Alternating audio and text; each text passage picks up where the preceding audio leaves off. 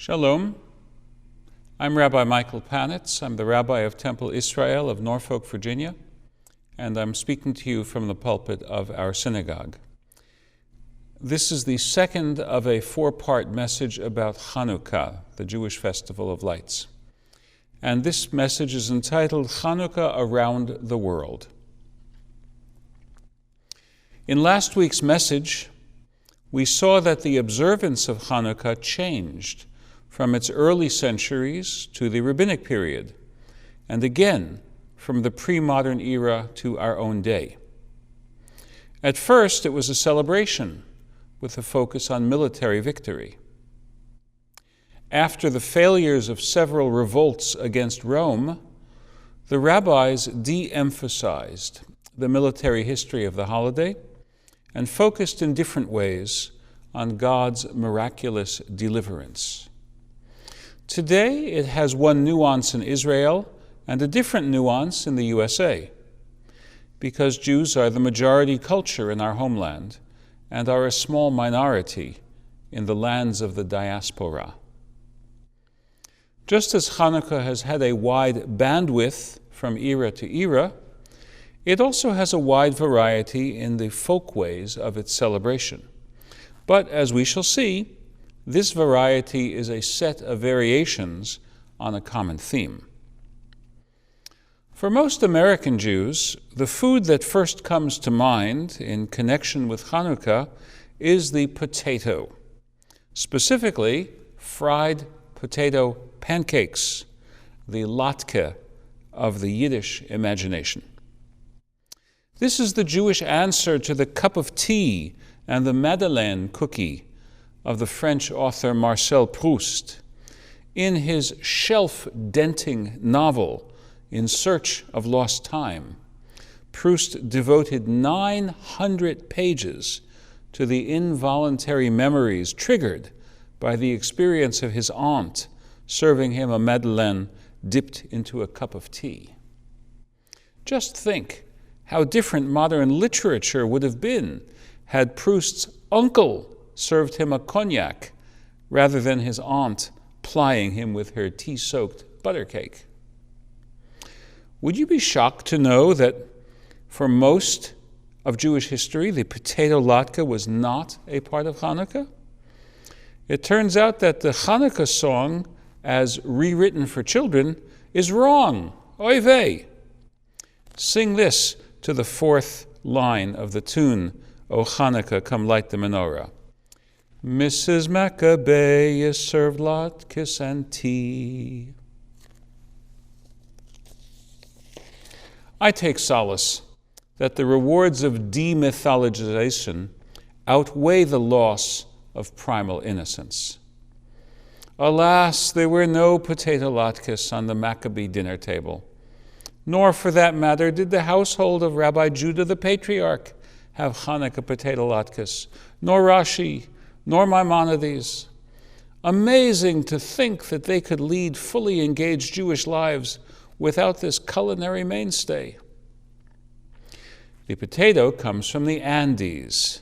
It was brought back to Europe by the conquistadores, but it remained unpopular in the Old World until the 18th century, except as animal feed. A French pharmacist, Antoine Augustin Parmentier, was the Johnny Appleseed of the potato, promoting it for human consumption and changing the history of the Western world.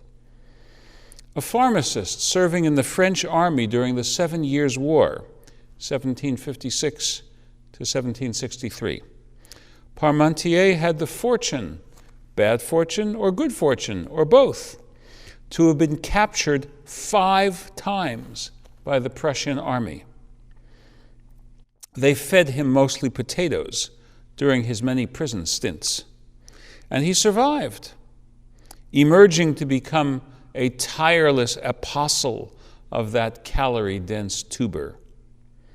He served Thomas Jefferson and other well-heeled guests an all-potato dinner. Jefferson was so impressed that he introduced the potato to American society, serving, quote, potatoes served in the French manner at the White House, hence the name French fries. The Brits, who hate giving the French credit in that manner, use the term chips, hence the Israeli word chipim.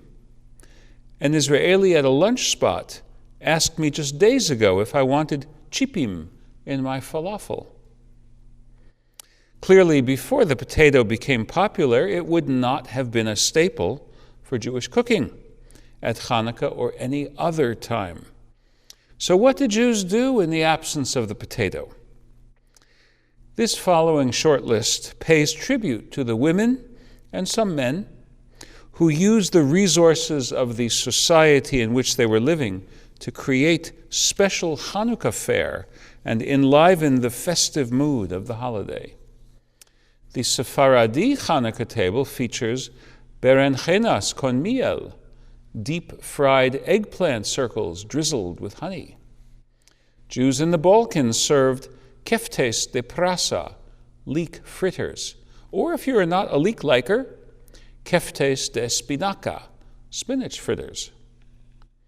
Throughout Latin America, where the plantain is popular, tostones, twice-fried plantains, are Hanukkah appropriate. In Colombia, they are called patacones.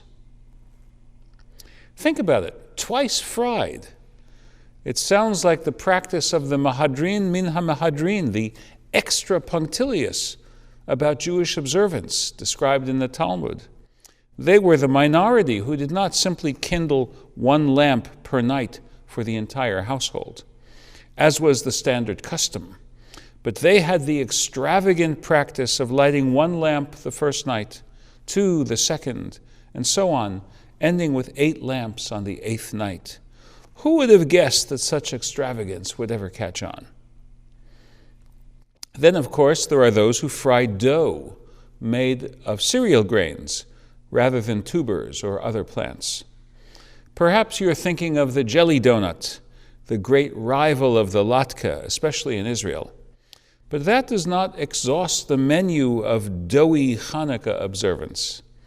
Yemenite Jews use their fried dough as the basis for a more complete dish.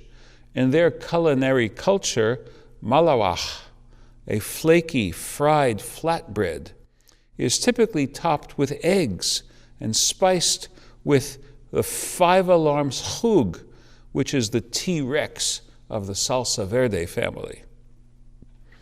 When they are ready for Hanukkah dessert, and at other holidays too, the Yemeni Jewish kitchen features zalabia, fried dough topped with powdered sugar or honey. Buñuelos, which is described as a fried dough with many recipes and names. The kind that I know is from Colombia, where its ingredients are yuca and cheese made into a ball and deep fried. Colombian hush puppies, if you will.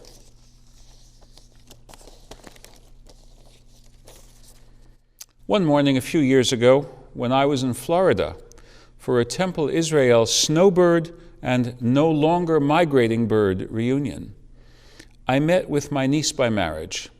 She was then in her process of becoming Jewish. She took me to a favorite Latino Americano breakfast spot, renowned for its buñuelos. That was the inspiration for my rumination about how Jewish migrants to this region and that, each expressing a different stage of the worldwide Jewish journey, could turn the, quote, miracle of the oil into a different miracle, how we can express our Jewish values in the symbolism of one culture after another. One miracle, though, is so great that I do not know if it has happened yet: how to make these foods less unhealthy.